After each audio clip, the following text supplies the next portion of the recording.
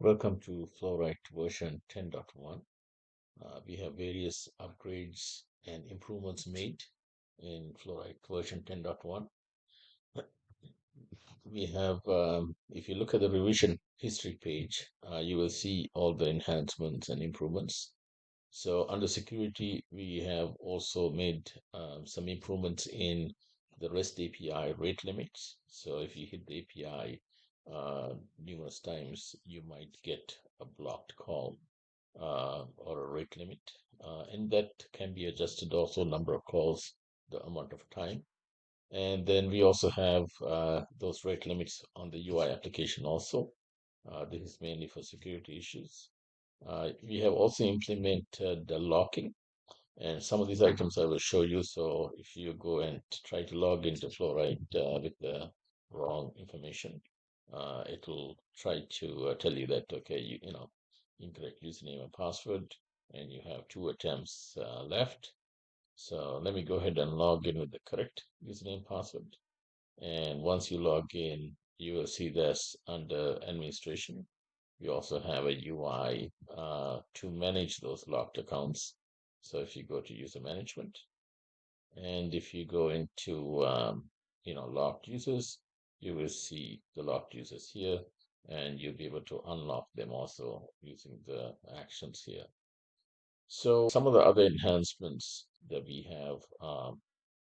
have very strong JWT tokens for authentication, and these tokens are used for UI authentication or REST APIs or microservices. And if I go to, let's say, active users, and if I say admin, you can actually generate one of these tokens. So let's say the token's valid for 5 minutes. And here's a very high security JW token that you can use to authenticate with FlowWright. Some of the next items we have, we use the third party security audit firm to audit our application. And today, FlowWright 10.1 is certified for OWASP Top 10 and also NIST certified. On the process side, we made quite a bit of enhancements also. Now with real-time execution API, it will actually, you can tell it to save the process instance before it would execute in memory, and all you have is the result back. But now you can actually tell it to save those instances, and you'll be able to go to our UI and look at those. And we've done the similar thing with microservices also, where you can actually tell the microservice anytime you run, save that instance. So especially when you're testing, it's a good idea to save it so that you can see what the process did. And once you're ready, you can take off that checkbox, and now it won't be saving any instances, but just executing high performance in memory. We added new steps to get set environment variables. We've also added new APIs to remove process instances based on definition and status. And we really improved this feature by using database side store procedures. And we've really improved the performance of it. We've implemented some engine downtime. So you can configure, let's say, engine shouldn't process anything between 12 and 2 a.m. And that way you can actually tell other engines like the archival engines to perform archival. We've also optimized the link priority or optimized the process based on link priority data. So you can give it a runtime, you can give it a set of data. So for example, I can go to my process definition, and I can say, okay, I want to optimize this data, and I want to use a certain level of. So in this example, you can see I have this process definition with 600 instances. I can go in here and say optimize link priority. Here I can say what is my sample size. I can say, okay, take 100 instances and optimize based on that. So this will run, and this will automatically look at that data set and look at that runtime data and automatically optimize that process to be efficient. Then some of the other enhancements we have now, whenever we show you a invalid step in the process designer, you can navigate to that. We have a new XML compare step that you can give two pieces of XML and to compare that, and it will tell you the differences. We also have added a new filtering and rendering engine for process instances. So if I go into, let's say, to run and process instances, now what you can do is you can look at this, and we are actually showing you this based on how you design the process. And you will see that over here, you can tell what steps to include, or sorry, to exclude. And here I can say exclude this wait for message and say generate. And this will generate the image exactly how you designed, but without that step. So if there are multiple wait for message steps, it will get rid of all those steps and it will show you that.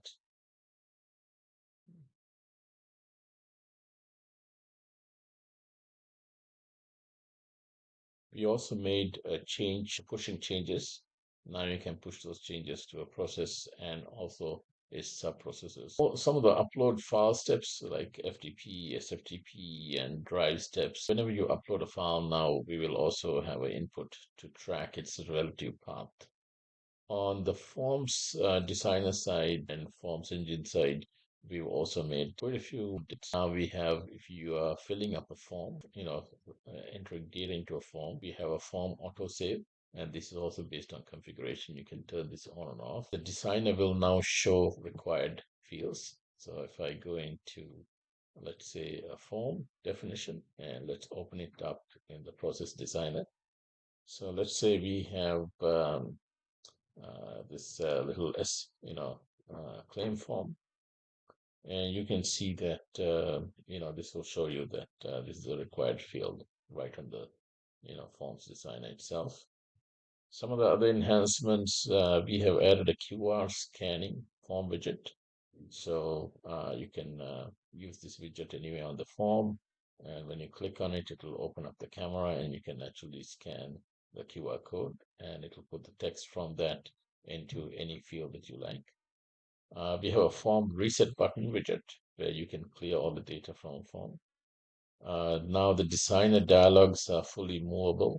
So if you take this, you can, move it around. Then some of the other changes, grid view supports background color changes. So we made, a few upgrades to the grid view.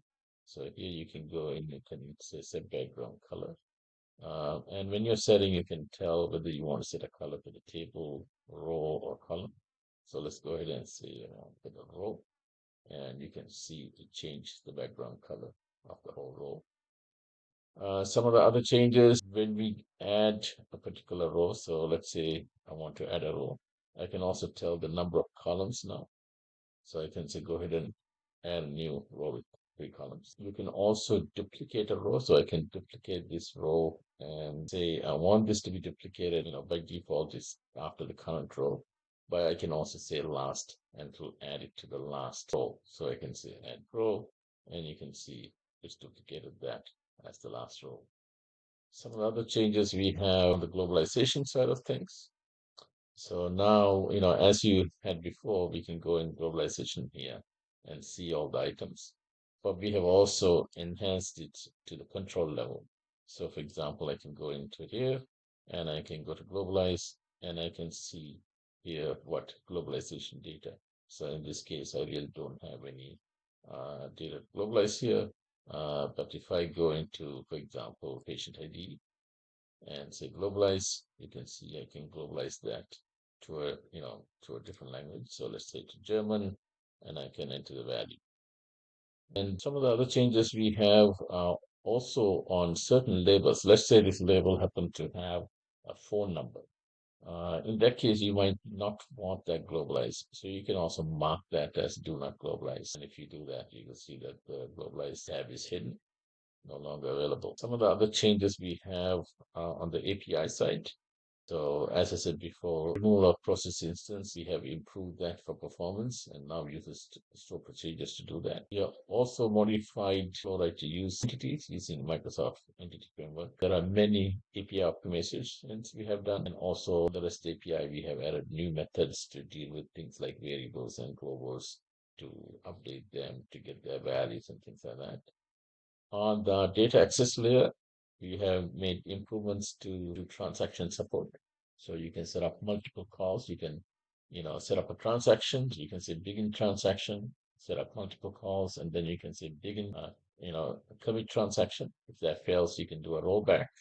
So we support fully transaction support. As I said, we have entity framework integration. In the future, we are looking at integrating in Dapper also. Dapper is getting very popular out there. On the BI side, we have some new BI UI tools that we have integrated. Task durations for selected process definitions. Uh, this will tell you for each task, the durations. Then we also have another BI tool that's involved, that will show you what users are involved in completing tasks, what's their percentage usage within that process for completing tasks. On the archival side, we have, with the new version, we store the archive data compressed. And also, now you can configure when to archive. Before, the archival settings used to archive every hour. And even today, it will do that. If it doesn't find the new settings, it will fall back to that. But if you go under status and configuration, you will see that archival settings will have a new section now. So here you can tell, okay, I want archival to run Sundays and Tuesdays. You can select the time zone and you can select a time. You can say, well, I want to run at 12 a.m. Now the archival engine will use these timings to perform the archival. The next logs in our system log, especially, sometimes we will show if there's any error with a certain instance ID or, form instance. And now we have hyperlinked those, so you can actually navigate directly to those items if you have an issue. Emails, we have made sure that the emails are sent using the email queue throughout our system. There are certain emails that will be sent directly still. Emails now support on behalf of email systems changing for security. Now you can actually configure and you can send something saying, this email is from, John, but it's sent from, let's say, dev@flowwright.com on behalf of John Solkos. Then also, if you do a test email from multi-tenant, it shows the tenant where it came from. There are a lot of enhancements to the UI. We have integrated in context-based help documentation. So if you go into our FlowWright UI and let's go to process definitions page, you will see a new icon here. And you can click on that and it will take you directly to the documentation site and show you the documentation for that. The next one we have is here comes the documentation. The next one we have is we also have a single page now to view all the invalid configuration. So if you go into FlowWright and go to the administration, the last item here will say invalid configuration. This will bring and show you any invalid configuration that we have. Currently, I don't have any invalid configuration here. And you also have the option to remove a certain item or remove a category of items. Let's say you have, 5 data types that are no longer in the system. You can say remove category and remove those items for you. Next is any changes made to app settings.json, like the configuration of the database connection string or any other settings. Application will automatically detect that and automatically application will restart based on those new changes. Configuration settings can be now imported, exported. The UI now supports loading and rendering of external UI and associated libraries. What that means is if you write a complex data type and that has a UI, now we support that. You can actually load that and configure that to run. You can remove process instances based on status now. So for example, if I go into run process definitions, before we just had this option of remove instances.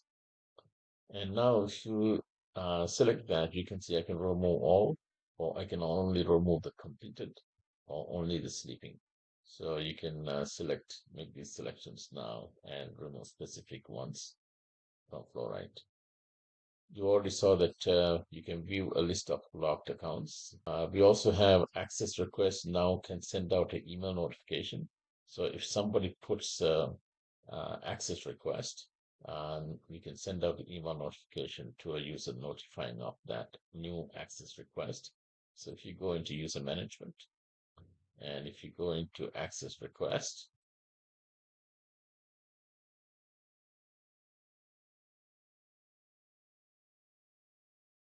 you can see we have a request notify users and you can enter email address. You can configure emails here and it will send out a message whenever user access request comes in. Some of the other items, some of the major ones, UI theme color changes now reflect real time.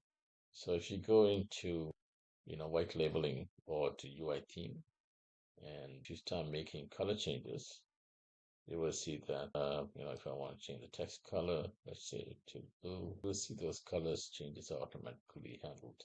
Let's say the background we want to be blue, you can see that change made automatically and you can see in real time. And as you scroll, you'll see that this section will stay and you can make those changes to, let's say we're going to change the background color from white to, let's say, color. You can see those changes in real time. Some of the other tools, in the tools, we have also made upgrades. Now the expression tool now supports the expression builder. On the upgrades, we also have a section for managing store procedures now on the database side. And also we have a FlowWright 10 upgrade utility from previous versions where it will migrate your environment and the database over to FlowWright 10. So thank you for watching this video. This explains the FlowWright 10.1, new enhancements and improvements we have made. Hopefully this will help you in your journey with FlowWright. Thank you for watching again. Bye.